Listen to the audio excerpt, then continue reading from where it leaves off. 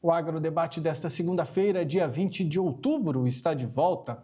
Você que está conectado conosco, seja através do canal AgroPlus, do YouTube ou no Spotify, muito obrigado pela sua companhia. A partir de agora, o assunto são terras raras. Bom, ontem o site da CNN Brasil divulgou a informação que uma empresa australiana, comprou 3 projetos e entra nessa corrida, nessa disputa por terras raras aqui no Brasil. Essa transação, para deixar bem claro, ela ainda não é uma venda de uma terra, nem nada disso. É a liberação de 3 projetos para estudo, para análise, para pesquisa dentro dessas terras. Portanto, é um projeto pequeno, por enquanto, para analisar a viabilidade e o quanto essas terras podem, de fato, colaborar para quem quiser investir. Mas é importante também a gente entender o que são, né, essas terras raras. No final das contas, o que são? As terras raras, para você entender, elas são um grupo aí que tem 17 elementos químicos da tabela periódica, e apesar de o nome ser terras raras, ela não significa que sejam raríssimas ou que sejam de fato terra como solo, necessariamente, solo. A gente está falando de superfície. São muitos desses elementos, né, que ocorrem de forma relativamente abundante na crosta terrestre, e eles são difíceis daí de extrair e processar eles, beneficiar. Eles ocorrem em minérios misturados e precisam de muitos processos para serem separados, purificados, transformados em materiais úteis. E aonde que eles são usados? Só para a gente entender. Ímãs superpotentes que são usados aí para motores elétricos, ou seja, energia limpa, para turbinas eólicas, geração de energia limpa. Também o celular que você usa precisa de componentes que estão em terras raras, computadores, televisores, lâmpadas de LED, tela de LED também. E o uso industrial da alta tecnologia, inclusive no setor militar, também dá uma dimensão do tamanho desse que pode ser um problema. Por que pode ser um problema? A China, para que você entenda, ela detém 70% da produção global de terras raras processadas. E aí, os Estados Unidos, que está em guerra com a China, acabou aí entrando meio que numa disputa, porque ele tem os seus interesses. A Austrália já está de olho no Brasil, fazendo investimento em projeto, e aí entra a China e Estados Unidos nessa conversa toda aí para a gente dialogar a partir de agora, junto com o seu Bianco, que volta aqui comigo.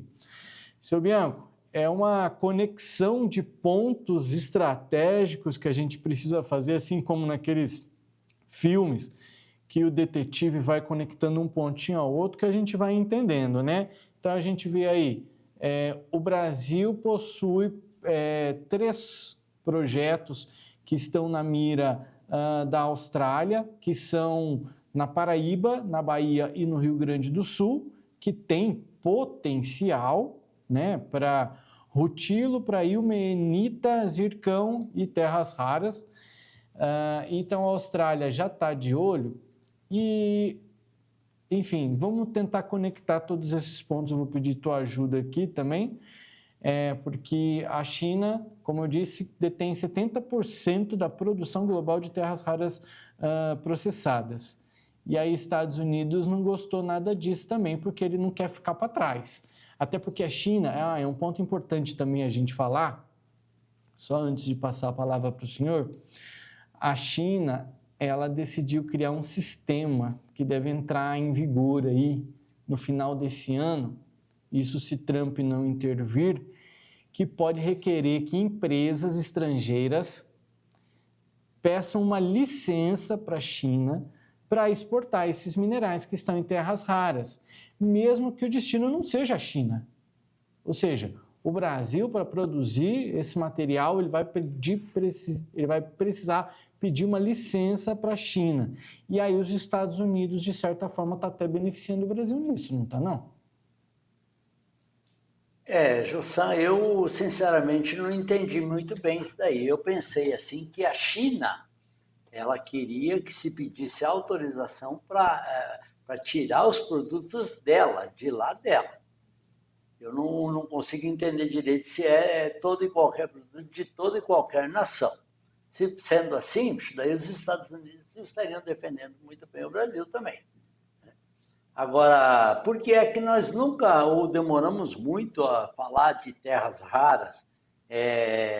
Porque os Estados Unidos não tinham se metido na briga com a China. Foi só o Trump falar, aí já acendeu uma luzinha. O Brasil tem um comitê que desde 2022 estava feito só no papel, nunca tinham se reunido, agora já se reuniram, já estão citando e discutindo muito sobre isso. O Brasil já passou essa época de terras raras, por exemplo, a época dos fertilizantes.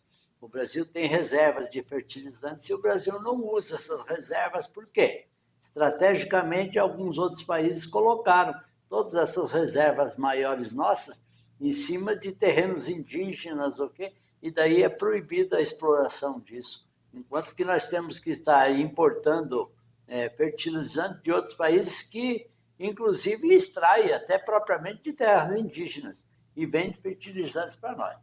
Então, é muito bom o Brasil ficar de olho, é muito bom o Brasil ter essa condição e esse comitê ficar muito bem de olho. Por quê?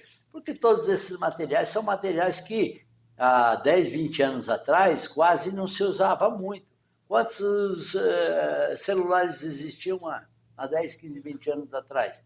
Quase nenhum, né? Veículos elétricos agora que está surgindo, turbinas eólicas, né? Vai ser um pouco do futuro, materiais elétricos para energia solar. Então, quase tudo isso são materiais que vão beneficiar muito o futuro de todo e qualquer país. Haverá uma grande necessidade desses produtos. E o que é o medo do mundo é que esses produtos, vamos citar um exemplo, só um produto qualquer aí, o lítio, né? O lítio é usado até na medicina, para doenças como Alzheimer e tal. Vamos dizer que um país só tenha a condição de extração desse produto. Haverá um risco de escassez, a dependência desse país. Ele poderá querer cobrar valores exorbitantes, havendo poucos fornecedores, a lei da oferta e da procura. O que vai ter? Um valor estratosférico no custo disso. E se é um produto que é benéfico para doenças, para medicina, deveria ser a um custo mais ou menos barato, então, que não seja valores exorbitantes. Então, tudo isso são pequenos ajustes que devem ser feitos em todo o mundo. Para quê? Para que haja uma oferta, para que não haja escassez de qualquer produto desse e que seja uma valorização exorbitante em cima pela falta desses produtos.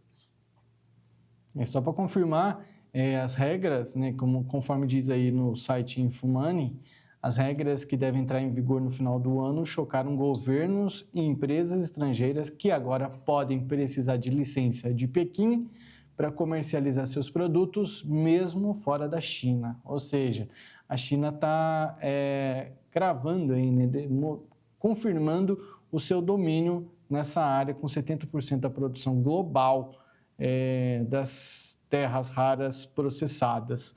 Bom, a China, mostrando o seu poderio, coloca os Estados Unidos aí numa situação complicada, os dois ficam brigando entre terras raras.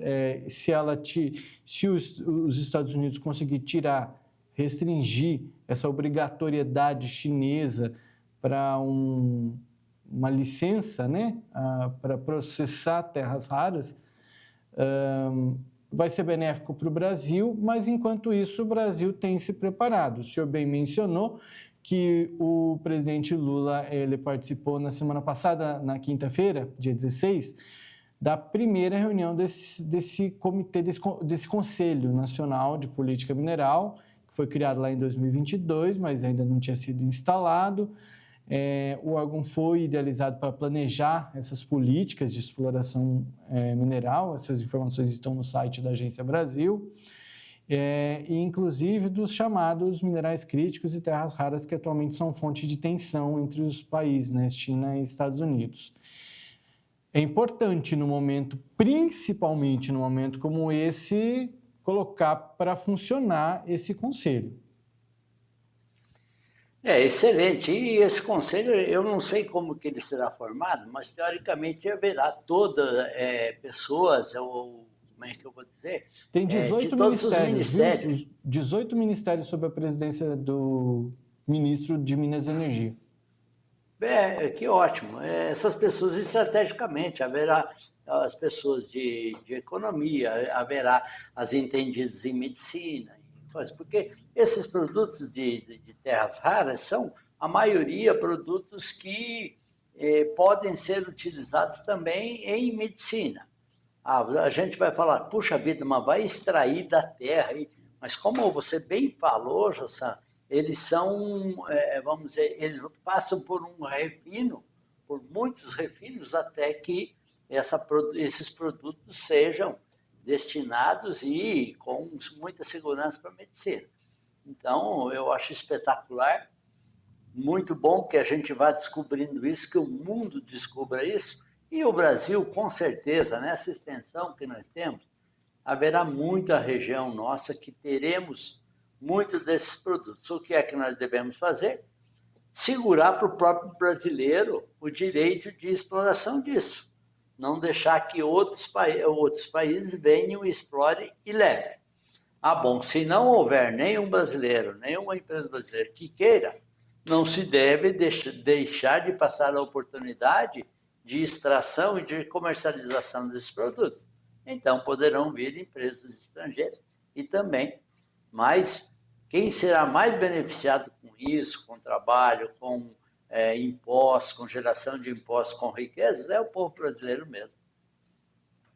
Estou contando aqui, a cadeia produtiva, né, para esses elementos, só para a gente entender como não é só chegar lá, pegar e pronto. Primeiro de tudo, a mineração, começa na mineração, né? Você pega o minério. Depois, concentração do minério, é a segunda fase. Depois, a separação química, ou seja, o beneficiamento. Quarto, produção de compostos, metais. E, por último, a fabricação de componentes tecnológicos, né? Cada passo tem custo, tem impacto ambiental, tem grau de complexidade, e aí tem que analisar. Eu acho que tem muita coisa para analisar, e esse conselho, ele deve, eu acho que, pelo menos dar uma segurada em muita coisa, até que o Brasil esteja completamente entendido ou talvez preparado para o que pode vir por aí. O Brasil tem que se preparar, mas a grande vantagem, José, de tudo isso é que vamos dizer, que nem o cobalto, para que serve o cobalto? Ele serve também para você fazer aquelas tipo de ferro, com as ligas resistentes que são a umas temperaturas muito altas, baterias, uma infinidade de painéis solares. O catalisador do carro, né? Que o catalisador serve para eliminar gases, ou pelo menos não deixar que gases fortes vão para a atmosfera, pigmentos nas tintas. Então, todos esses produtos, eles são, hoje, no meu entender, eu acho que eu não tenho esse conhecimento, mas o Brasil deve importar quase todos esses produtos. Sendo que nós, com essa grandiosidade que é o nosso país, eu acho que nós temos esses elementos muito disponíveis. Falta o quê? Falta pesquisa, entrar indústrias que possam colocar isso. O níquel também, né? O níquel é um elemento muito procurado também. e que no Brasil tem bastante, ao lado, acho que, se não me engano, são em Minas Gerais, né? Existe muito, muito níquel. Então, a partir de agora, a gente deve ouvir bastante esse tema, que eu acho que estava um pouco de lado. O mundo está de olho em terras raras, até porque são elementos, seu Bianco, que eles não são renováveis, né? É o que tem disponível, é assim como o petróleo, é o que tem disponível, a gente usa, a hora que acabar, acabou. Então tem que ser usado com muita consciência, muita sabedoria, e a partir de agora essa corrida por busca, essa busca, né, por terras raras, ela deve se tornar mais intensa, cada vez mais e mais, ainda mais com essa tensão com os Estados Unidos, China querendo mostrar um domínio sobre essa exploração, e os Estados Unidos, que também têm interesse em tecnologia, tem lutado para conseguir aí uma melhor colocação nessa disputa entre os dois países. Jossan, só queria acrescentar que a gente pode estar sendo assim um pouco, não me falta a palavra, mas por que é que então anteriormente não se via isso? A cada vez mais, a cada tempo que vai passando, se procura mais produtos mais resistentes e de menos peso, né? Vamos dizer, como que tinha um avião aí 30, 40, 50 anos atrás que voava também. Porém, agora o que é que se procura? Um material com mais resistência e que ele seja mais leve. Por quê? Para que esse produto dure mais tempo e automaticamente aquele peso, antes de ser na fuselagem do avião um peso determinado, que seja com a metade do peso, que em contrapartida você poderá carregar mais cargas ou mais pessoas. Então a busca por esses fatores é que faz com que se vá atrás de materiais tão raros quanto são esses que hoje está criando essa polêmica. Estamos de olho, seguimos analisando terras raras. Já te chamo de novo, seu Bianco. A gente vai fazer mais um breve intervalo comercial. Depois do intervalo, a gente traz um ponto de vista. Por que a queda na adesão do crédito rural, que segundo dados, as contratações de crédito rural caíram 18,5%, por que é que se o produtor rural não contratar o crédito rural, vai impactar a economia do Brasil inteiro, inclusive de você que é trabalhador, CLT, você que é comerciante, tem uma loja de roupas, uma loja de eletrônicos, enfim, tem o seu comércio. Por que é que você pode ser afetado? O debate é sobre isso. No próximo bloco a gente já volta.